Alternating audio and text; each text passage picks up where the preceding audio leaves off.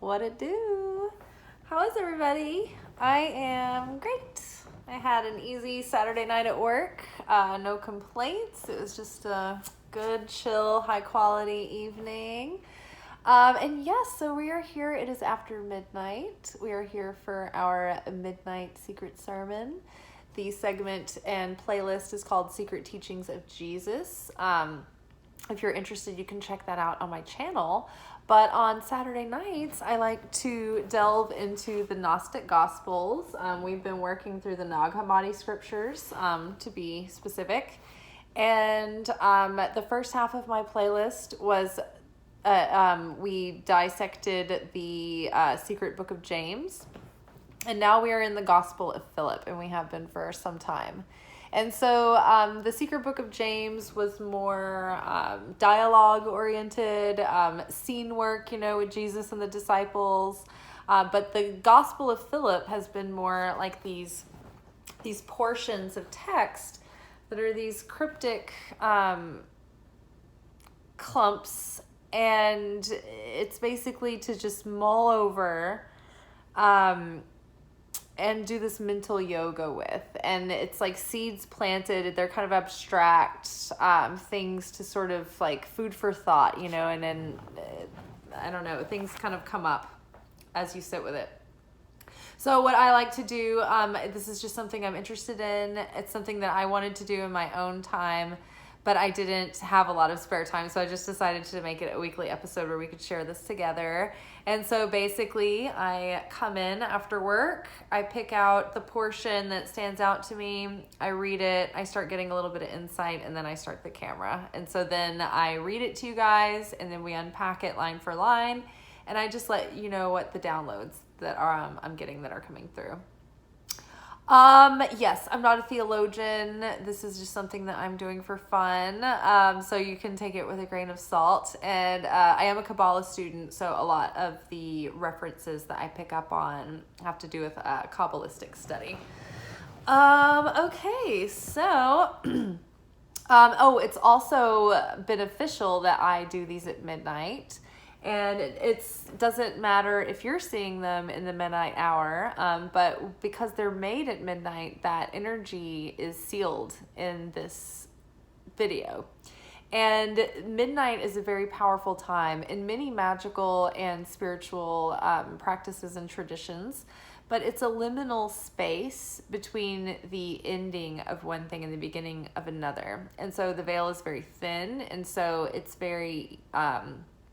we're less separated from a direct connection with the astral realms, with connecting with the light, with getting, insights and downloads and things like that. There's also a protective quality that goes on between the hours of midnight and dawn. Kabbalistically speaking, those are the most positive times of day because that's when the light is birthed and the new day begins to dawn. And so it's the becoming, it's the building of the light at the purest seed level. So it creates what's called surrounding light that protects you. And also the elevated part of your soul is your surrounding light, and that also protects you at night. So just little caveats there that I always like to start with. So this week, we are in the Gospel of Philip, and the portion that I've just chosen, it stands out to me often, and this is the first time I've decided to just delve into it. Christ brought bread. I love bread. I live by bread. Last night, I was at the grocery store, and I was there partially for bread, and I was trying to decide whether I was going to get French twin loaf or if I needed to get a challah loaf. And I was like, well, it is Shabbat, so I should get the challah loaf. And it was the one and only challah loaf. And so I'm going to eat more challah tonight. Challah if you feel me. Sorry, I just had to do that. I love puns as much as I love bread. Au bonbon. Oh my God. Shut up. I punned in French. Oh my God. Name brand joke as well. Okay. Stop it.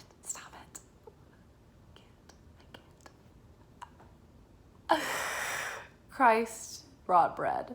I love it that, like, Christ is God's gift to the world, but, like, God's gift to the world is like, and you guys, not only did I bring me, but I'm giving you bread.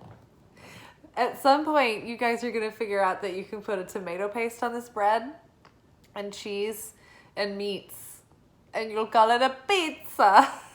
You'll love the pizza. I love a pizza. Okay. This is serious. This is serious. Shh.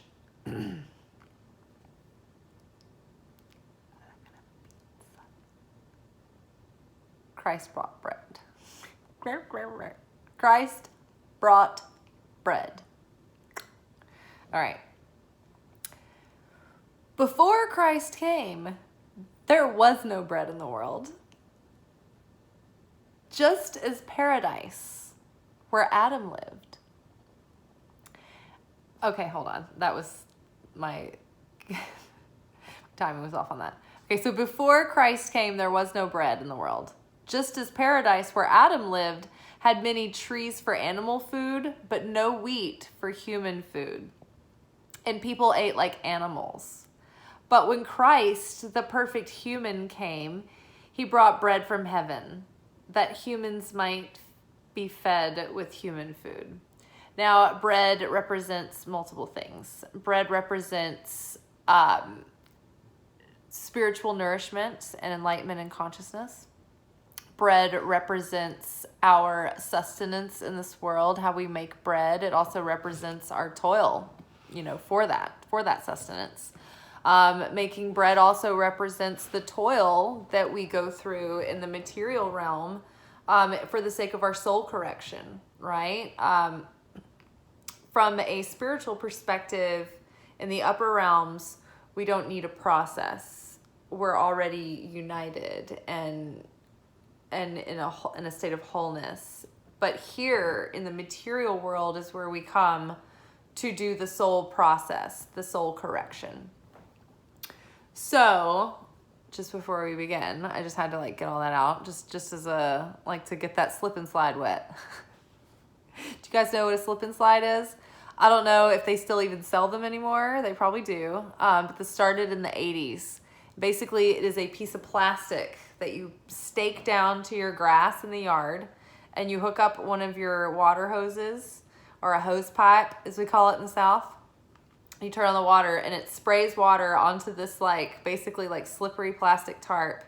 And the idea in the commercial is that you run and you leap and you dive and you slide into excitement, and there's usually something like an alligator waiting for you at the end, or a little inflatable pool that's too small, and you just plow right through it, and you usually catapult over the inflatable part into the grass, into the mud, and then you slide until you finally stop from friction.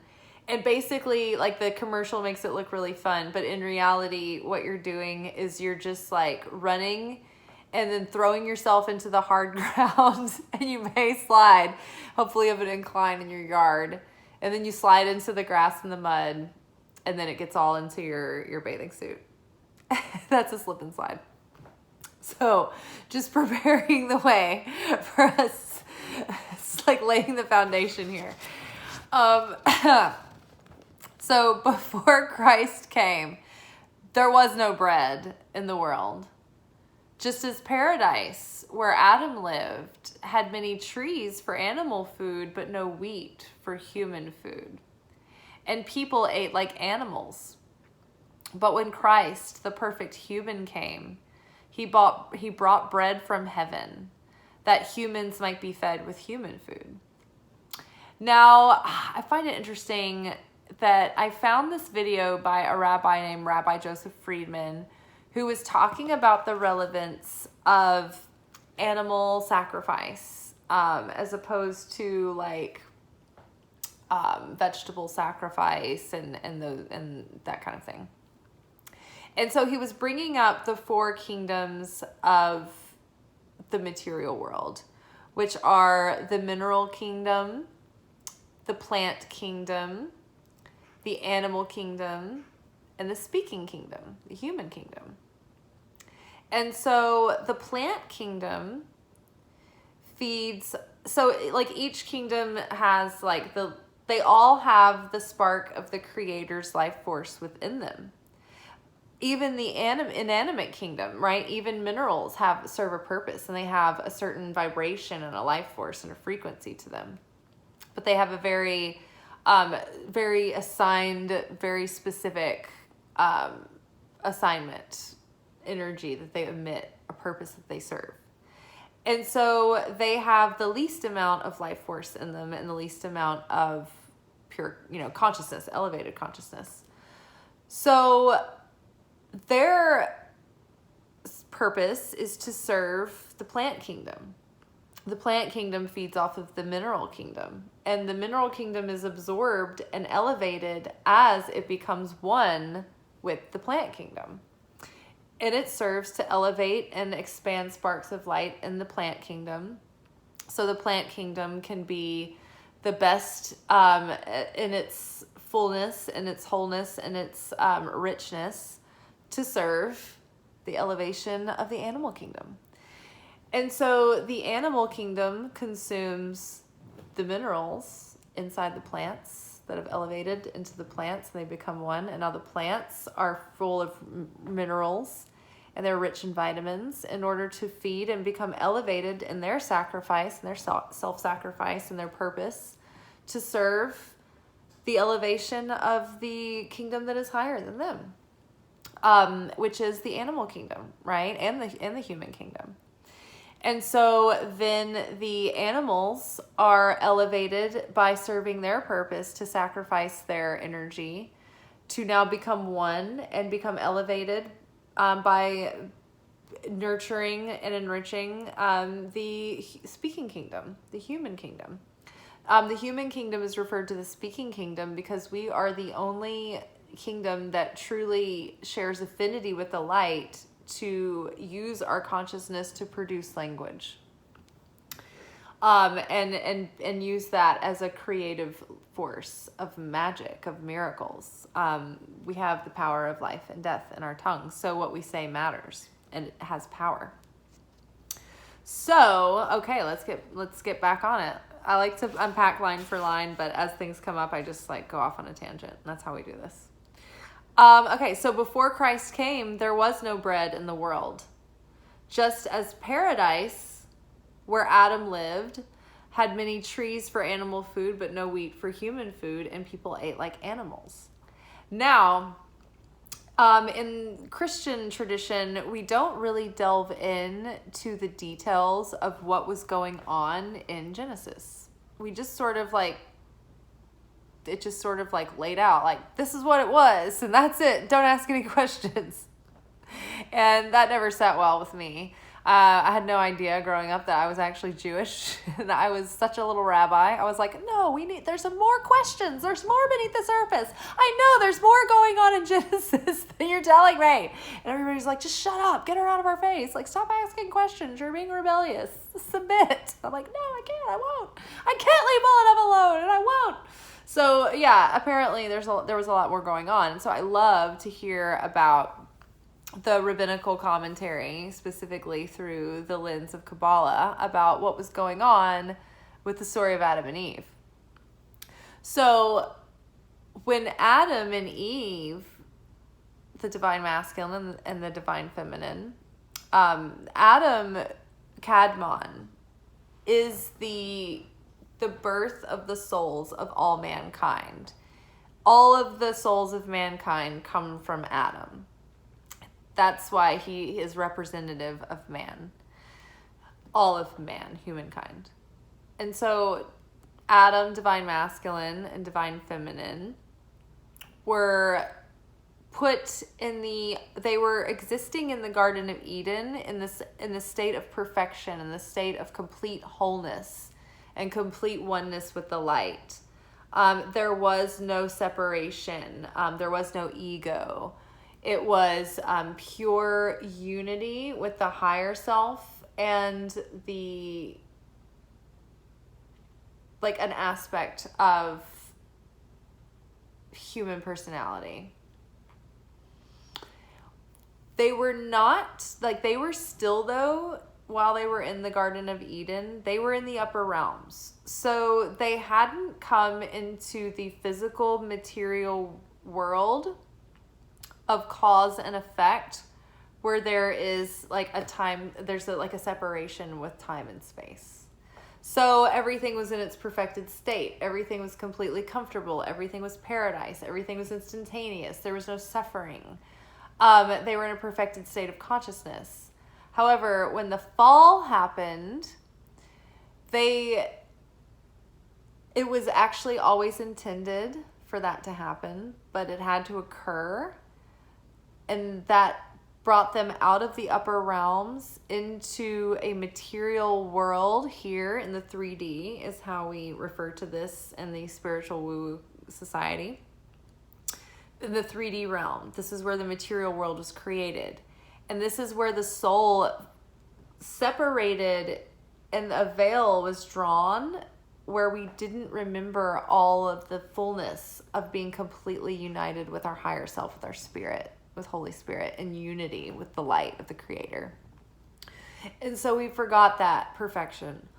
And we were kind of cursed or assigned, essentially, to the toil and the struggle of making our bread, of having to process wheat. You know, you have to break wheat, you have to break it down, you have to meal it and grind it into a powder, and then you have to get other ingredients and cook it in order to eat it. It's not just ready to go like grass. Like, I can literally go out and get wild like things out of the yard and just bring it in and wash it off and eat it like an animal, like the animals. But in order to have a pizza, a baguette, a challah, a matzah even, we've got to toil. We've got to grind. We've got to grind it out. We've got to grind it into powder. And then we've got to add other elements and put it in just the right heat and just the right time and just the right conditions in order to make the most, to bring that bread to fruition.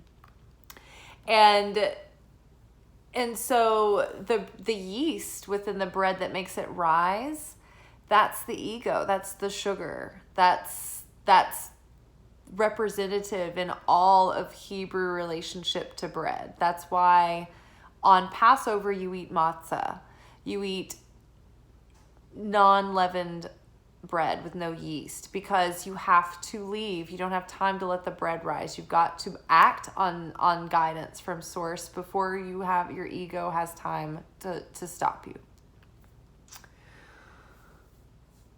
Before Christ came, there was no bread in the world.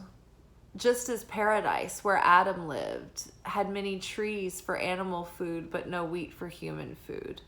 And people ate like animals. And so there was no process. Like, animals live on instinct. They don't have an ego, or they have to like suffer through like emotional battles and like soap operas with people and like, why is my father-in-law like this? You know, like all of that, you know, whatever. They don't have that. I mean, they like nip and like whatever, but it's passing.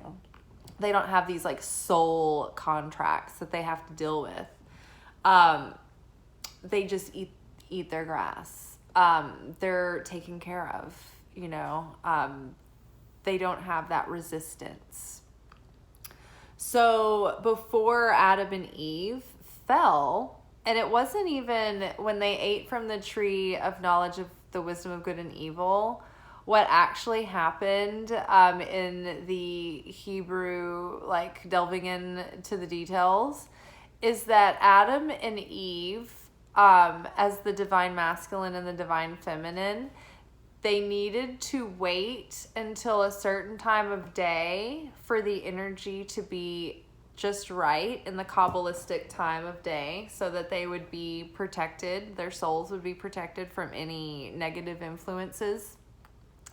And their consciousness needed to be cooked fully before they could fuse together. So they had to be interdependent and self-realized as the masculine and the feminine, so that they could be Like, you know how we've been talking about like setting into our mold, like letting our mold cast and like harden so that we know who we are going into this like new beginning. Same. It was like they needed to be fully cooked, divine masculine and divine feminine, before they could merge. And so what happened is that they had sex just like a little bit too soon, before they were like hours before they were supposed to. Like they were supposed to, but it was like they weren't supposed to merge those masculine and feminine energies yet, because the vessel had not been perfected to hold and maintain the light that was created and the power of uniting perfected masculine and feminine. So they fell. And then we have been all fragmented with these different assigned like tikkun processes. And so, you know, in our incarnations through multiple lives, like we go through all of the combinations and we correct the wholeness of the fullness of it all. But in each life, there's like a portion that we're focused on. And, you know, it's like these themes are grouped in categories and systems. We're not all like these like completely unique people. There's patterns and groupings and trends. Just like in high school, right? You've got subjects that you study, and then you go to college and there's like those same basic subjects, but you know, you can get more niched in, right? Or more general or more, you know, mastered or whatever. Same with soul correction. So before Christ came, there was no bread in the world. So when Christ came, Christ is the level of consciousness that is the highest level of consciousness that a human being can attain and reach and live in while in a human carnation. The Christed consciousness is when a human being has become fully realized in the self as equally fully human and equally fully divine. And this person has transcended the 7 archetypal like layers of the ego and attained those as the powers of the soul. It's the ascension, the path of ascension. So before the prophet Jesus came as the Christ, no one had walked the earth yet who was literally in the Christed state of consciousness. And so each sage and prophet paved the way to lift the human consciousness bit by bit by bit. Because each prophet or great sage that was here during their time, it was like their energy was so poignant and so strong and so elevated and also sustaining that they were the most influential and powerful influence in the zeitgeist. And so much like a tuning fork, when you like strike it and it hits a pitch, and like the things that are close to that they want to find that tune, that pitch, they want to tend towards that, so the vibration goes in that direction. Same. So, you know, sages and prophets came before Jesus, and when Jesus came, he brought the frequency of the Messiah, the Christ consciousness, the Redeemer, that brought things into balance, into justice, balancing the judgment side of the tree of life with the mercy side in the neutral column. And so before Christ came, there was no bread in the world. So this was a new level of consciousness, a new level of spiritual nourishment, something new that we could attain that was it elevated the soul. It nurtured the soul to the degree that it elevated us into the upper realms. So much like the animal sacrifices itself so that it can elevate and become part of the human consciousness, what we do as human beings is we self-sacrifice and we self-empty and we sacrifice the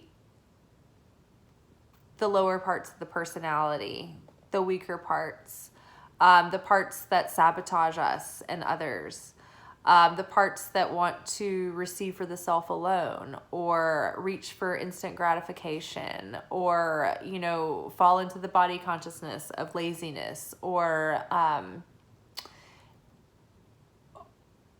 avoidance or wanting to pacify the flesh. So before the Christ came, there was no bread in the world. So as humans, we sacrifice those parts of ourselves so that we can elevate sparks of light in the upper worlds, but so that we're also elevating our soul. And our soul is connecting with those elevated realms as well. And it's like we are becoming part of that, and that is becoming part of us. But like when we elevate our own darkness and that releases sparks of light, it actually affects like the upper realms as well. And so that's how we can transcend our humanity and become ever closer to our divinity while still maintaining our humanity as well. It's like we're never not supposed to be human. We're supposed to embrace both. Yes, embrace both and embody both. But this bread, it's like Christ bringing bread into the world is like, this is the spiritual nourishment. This is the fulfillment from source, right? When the Israelites were in the desert, what were they provided but bread from heaven, manna, something to keep them going, whatever it is, right? The bread is only the vessel to reveal the light through. And so whatever it is, the bread can represent consciousness. It can represent what you need for the day to get by. It can represent the food, the shelter, just the life that you're given day in and day out, that you're awake and breathing. But yeah, it really is the nourishment of spirit, the promise of life, and everlasting life, and sustenance. But bread, I think, is the result, the reward, the blessing that comes from the toil, right? It's the reward. It's what you reap. It's what you get to have for your effort. So before Christ came, there was no bread in the world. There was no salvation, right? It was only toil and purgatory or the Abraham's bosom, or there wasn't the level of consciousness that would allow the sort of surrender and inner peace. And that bridge, right? Things were really dark, think about old, like when people say like, you're going to go Old Testament on them, like, the whole idea of God was very like, terrifying and it could be very, life or death and very punishing and very volatile. And then Jesus came and brought a spirit of compassion and forgiveness. And you know what? I think people like really focus on that, but then they get numb to it. They don't really think about what it is. But then they also like downplay like Jesus's strength. Jesus had a saucy side. He was not afraid to call a brother out and like put people in their place. He did not suffer fools lightly or easily. Jesus got a little salty here and there. But yeah, that's neither here nor there. So before Christ came, there was no bread in the world, just as paradise, where Adam lived, had many trees for animal food, but no wheat for human food. So where Adam lived, they had trees for animal food, but no wheat for human food. And so it was like in paradise, we talked about that. Yes, it was like everything was just available. There was fully like realized states of consciousness. There was no toil or process. It was just like ask and it is given, it is already fulfilled. The fulfillment is there just for the taking. No process needed. And everything was by instinct. No wheat for human food. No need for the process or toil. And people ate like animals, just freely and as they needed. So the connection, it's like we have to almost work and toil sometimes, or we feel like we do, to have those downloads, to have that revelation, to feel that connection with Source. We have to make such an effort. We have to show up. We have to constantly go against our nature to keep that nurtured. But when people ate like animals just readily from the ground, it's like there's no separation, there's no veil. It's just like you're in that direct connection. There's no effort made. It's just like you're constantly in a state of fulfillment and provision of delight.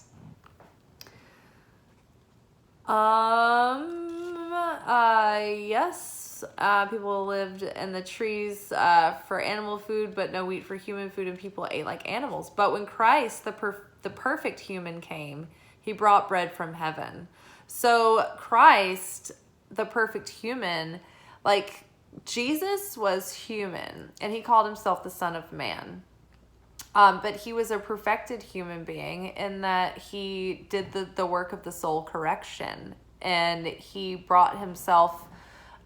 It's said that he walked in already in a perfected state, that there was no soul correction needed. But it also said that he was here and he had every experience and feeling that any person did. So, I mean, that's up for debate. It's like, well, there's this kind of fan fiction gospel that was written back in the day, but it wasn't included in the canon. But it was the infancy gospel of Christ, and it was the only time that anybody ever really talked about or thought about what Jesus would have been like as like a little kid and like an adolescent. I think that's the most fascinating thing ever. You can look it up. It's online. Just infancy gospel of Christ. But yeah, very interesting just to ponder. But when Christ, the perfect human, came, meaning, because they don't say but when Jesus, because that would be Jesus of Nazareth, but they refer to the Christ, like that the Christ is a title. It's a level of consciousness that is like put on someone, like Buddha, right? Or Dalai Lama, but it's Christ. It's like the biggest one in this life. But when Christ, the perfect human, came, he brought bread from heaven. And so when Christ, even the universal Christ, the Christ within us, even the perfected human, right? The Christ within me, the perfected human within me, when that comes, that part of myself brings forth bread from heaven. So I'm fulfilled and sustained by an inner state of peace and tranquility and serenity and joy and love and peace and patience and kindness and goodness and self-control, right? You've activated all the fruits of the Spirit. You're tuned in, tapped on, right? And your ego isn't controlling you anymore, and the strings aren't being pulled, making you miserable, right? Making you self-sabotage, making you reactive, making you reach in a state of scarcity and fear and lack and doubt. And oh my God, lions and tigers and bears, am I? Lock the door, blow into my Lumi, find out what my metabolism rate, how many steps have I taken today? Like, oh my God, come on. Oh, that humans might be fed. But when Christ, the perfect human, came, he brought bread from heaven. Bread. Peace, fulfillment, serenity, trusting, source. My God, have I enjoyed like the idea of surrender. I used to think it was the most terrifying like request of me, but now I'm just like, take me. I surrender. I can't do anything about any of this. Please, will you do it for me? I'm powerless. I'm futile in my attempts. Oh, void, swallow me up into the absolute. And then shoot me back in to this reality anew. Just completely, I don't know, come back from the void. It's kind of what I feel like this year has been like, honestly. Yeah. But when Christ came, the perfected human came. He brought bread from heaven, that humans might be fed with human food.